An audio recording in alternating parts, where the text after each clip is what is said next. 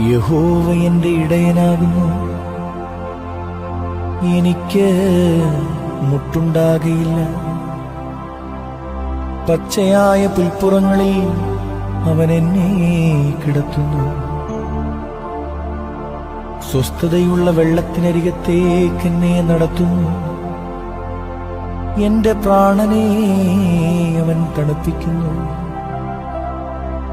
തിരുനാമം നിമിത്തം എന്നെ നീതിപാതകളിൽ നടത്തുന്നു.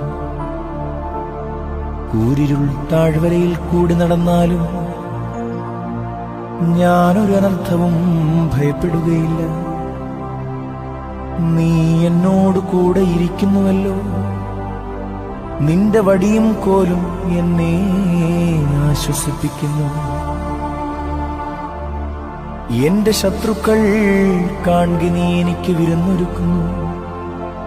എന്റെ തലയെ എണ്ണ കൊണ്ട് അഭിഷേകം ചെയ്യുന്നു.